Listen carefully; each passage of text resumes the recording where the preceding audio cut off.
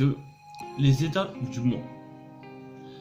D'après Eric Berne, toujours, toute personne a la faculté de réagir en fonction de ce qu'elle a appris, de son système de valeurs, des informations dont elle dispose ou même de ses sentiments et envies.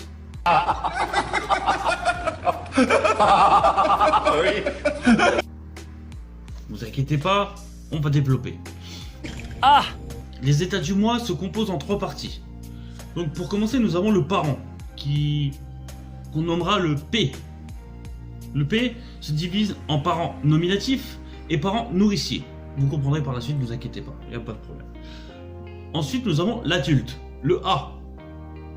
Notez bien tout ça parce que il va falloir retenir quand même tout ça. L'enfant en E, qui se divise en enfant adapté, soumis, adapté, rebelle ou adapté, créateur. Donc à chaque fois, il y a des sous-catégories. Voilà. Donc nous allons commencer, si vous êtes prêts, par le premier, donc le parent nominatif.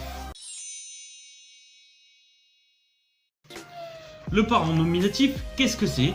C'est simplement une personne qui est autoritaire, moralisateur, mais c'est aussi celle qui approuve, qui désapprouve, interdit, permet ou juge. C'est donc la personne qui pose des limites protectrices, mais qui peut être répressif et dévalorisant. Le parent nourricier ou bienveillant, il prend en charge, soutient, console, s'inquiète, s'enthousiasme. C'est aussi celui qui encourage, compatit, aime, partage. Wow. Mais qui peut être étouffant et surprotecteur. D'accord. D'accord. Vous me suivez toujours? Chef, oui, chef! Je n'entends rien! Chef, oui, chef! Allez, on continue. Il y a aussi l'adulte rationnel. Donc, l'adulte rationnel, c'est une personne qui est neutre, logique, qui cherche à comprendre, sélectionne, enregistre et rappelle les faits. C'est donc celui qui permet à la personne d'évoluer. Nous sommes toujours en train de parler d'un état. On ne parle pas d'une personne proprement parlée, vraiment d'un état. Ah oui, oui. Ah oui, oui, oui, oui, oui, oui, oui. Ensuite, nous avons l'enfant adapté soumis, ou, comme on pourrait l'appeler, l'enfant modèle. C'est une personne qui est timide, qui veut bien faire, mais qui a tendance à s'incliner devant les autres, mais qui est enclin à la soumission, la dépendance et l'indécision.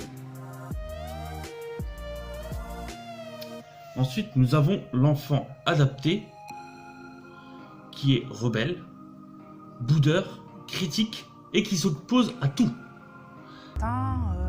Il tape sur la porte, tout, puis moi j'ai un peu peur, quoi.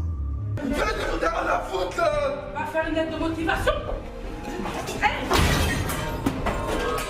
C'est donc celui qui a des chances de devenir autonome,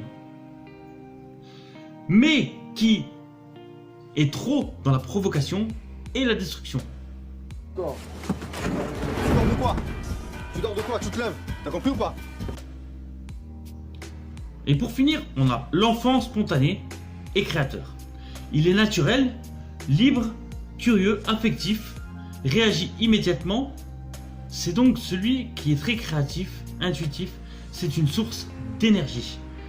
Je mets les gaz. À Pluton, nourri au bonbon, un gamin s'envole doué pour les inventions. Et de plaisir, malheureusement, qui est un peu trop sauvage. Voilà. J'espère que j'ai pas été trop rapide, que vous m'avez pu me comprendre. Donc, on continue. Donc voilà, nous avons fait l'état des lieux des 3 grands groupes d'états du moi. Maintenant, je vais vous décrypter à quoi ils servent exactement. Oh, c'est bien ce qu'il fait. Finalement, il m'a passé le temps. Et en plus, il parle exactement de la situation que je vis. Donc, bah tiens, je vais mettre un pouce. Un petit pouce.